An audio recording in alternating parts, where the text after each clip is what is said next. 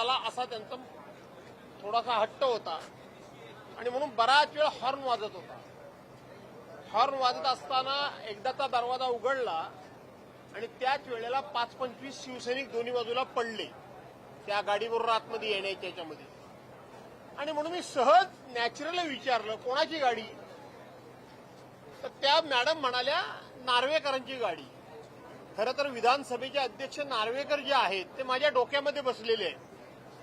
मी तुम्हाला खरं आहे ते सांगतो. विधानसभेचे जे अध्यक्ष नार्वेकर आहेत त्यांची जी कामकाज करण्याची पद्धत आहे ते माझ्या प्रचंड डोक्यामध्ये बसलेले आहे. त्यामुळं नार्वेकर कुठले नार्वेकर हे मला काही फार म्हणजे क्लिक झालं नाही आणि म्हणून मी एका क्षणात बोलून गेलो नार्वेकर असल्याचं काय झालं. शेवटी एवढी गर्दी असल्यानंतर आमच्यासारख्या नेते मंडळींनी 4 पावलं लोकांबरोबर चाललं पाहिजे हा त्यातला प्रमुख हेतू. आणि म्हणून त्यानंतर नार्वेकरांना मला वाटतं ते कोण नार्वेकर हा शब्द लागला. नार्वेकर ह्यांना मी कणखर समजतो. नार्वेकर ह्यांना मी खूप अशा पद्धतीचे सगळ्या पक्षातल्या लोकांशी खूप चांगले संबंध आहेत नार्वेकरांचे, हे जगजाहीर आहेत. त्यामुळं नार्वेकरांची गाडी समजून मी विधान केलेलं नाही, कारण ते माझे मित्र आहेत. आणि दुसरं त्यांनी काल जे ट्विट केलं त्या सगळ्या पक्षातल्या संबंधाचा उपयोग हा मला विरोधी पक्ष नेतेपद करून घेण्याकरता म्हणून ते मुख्यमंत्र्यांकडनं करून घेणार असतील तर मला त्याचा आनंद आहे.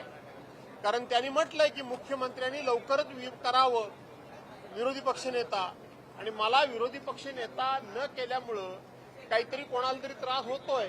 मला वाटतं माझे मित्र मिलिंद नार्वेकर यांनाच जास्त त्रास होतोय, कारण मला विरोधी पक्षनेता करत नाही. त्यामुळं महाराष्ट्राची अडचण झाली हे सगळ्यात जास्त माझे मित्र मिलिंद नार्वेकर यांना जाणवतंय. याचा मला आनंद आहे. त्यामुळं आमचं दोघांचं भांडण काही नाही. आता माझ्या अपेक्षा वाढल्या आहेत की मिलिंद नार्वेकरांनी मनावर घेतल्यामुळं मुख्यमंत्र्यांकडून लवकरच माझी विरोधी पक्ष नेता म्हणून निवड होईल. माझ्या दृष्टीने तो आनंदाचा दिवस आहे. ओके. शिवसेनेच्या मेळाव्याला काय येतील कोण तुम्ही म्हणताय नार्वेकर शिवसेनेच्या मेळाव्याला? नाही, शिवसेनेच्या मेळाव्याला ते नार्वेकर काय येतील तसे मिलिंद नार्वेकरच एकटे नार्वेकर आहेत का? अनेक नार्वेकर असू शकतात. पण माझ्या डोक्यामध्ये फक्त राहुल नार्वेकर बसलेले आहेत हे मी पुन्हा सांगतो. नाही, पण छोट्या गोष्टीचा कुठेतरी मोठी हे करण्यात आलं काय एकदम इझिली घ्यायला नाही, हे इझिली घेण्यासारखाच विषय आहे. आम्ही मित्र आहोत. आता 2:30 वाजता बैठकीला भेटूच. आम्ही काय अडचण नाहीये. पण ते एवढे नाजूक असतील, एवढे हळवे असतील हे मला माहीत नव्हतं. ते मला त्यानिमित्तानं कळलं की त्यांना लगेचच ते असह्य झालं, त्यांना ते सहन झालं नाही. कारण मैत्री आमची तेवढी असल्यामुळे ते हळवे झाले. एवढाच त्यातला मुद्दा. बाकी मला म्हणू देत, मी त्यांना हळवा म्हणतोय. ते मला फर्स्टेड म्हणले काय म्हणले हा वादाचा मुद्दाच नाहीये.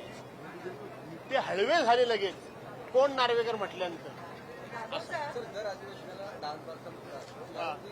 डान्स बार जे आहेत ते नवी मुंबईला फुले त्याचे व्हिडिओ सर्व व्हायरल होतात. लोकसभेसाठी असं आहे की मागच्या वेळेला डान्स बारचा विषय मी स्वतः काढला होता पनवेलमधल्या. तिथे डान्स बार बंद आहेत. नवीन मुंबईमध्ये डान्स बार मोठ्या प्रमाणात चालू असतील तर थोडीशी जरा मला माहिती मिळाली तर ते बंद करण्याकरता सुद्धा आपण पुढाकार घेऊ. नाचतोय मग ते देवेंद्र फडणवीसांनी समजलं पाहिजे. गृहमंत्री म्हणून आपण असताना आपले पोलीस जर डान्स बार मध्ये नाचत असतील तर लोकांना तुम्ही कुठल्या तोंडाने सांगणार. याचा विचार देवेंद्र फडणवीसांनी करण्याची गरज आहे.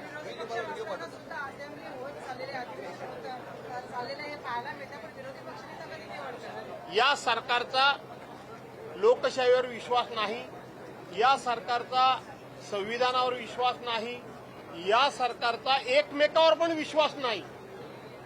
त्यांचा एकमेकावर विश्वास नाही. ते घाबरतायत. जर विरोधी पक्ष आपण निवडला, पक्षनेता आपण निवडला तर कदाचित आपली एकमेकाची पापं ही विरोधी पक्ष नेत्याबरोबर गेली तर आपण पार नागवे होऊ, उघडे होऊ याची भीती यांना वाटते. धन्यवाद. आता काय नाही ना, मिलिंद नार्वेकर हा विषय संपला ना. संपला. भास्कर जाधव पोडियमवर बोलत होते. मिलिंद नार्वेकरांसोबत माझा कोणताही वाद नाही असं त्यांनी स्पष्ट केलंय. मला वाटलं विधानसभा अध्यक्ष राहुल नार्वेकर, कारण की विधानसभा अध्यक्ष राहुल नार्वेकर नाव माझ्या डोक्यात बसलं असं सुद्धा त्यांनी पोडियमवर नुकतंच म्हटलेलं आहे. आणि मिलिंद नार्वेकरांसोबत माझा कोणताही वाद नाही, मी त्यांना आतमध्ये भेटेन असं सुद्धा भास्कर जाधव म्हणाले.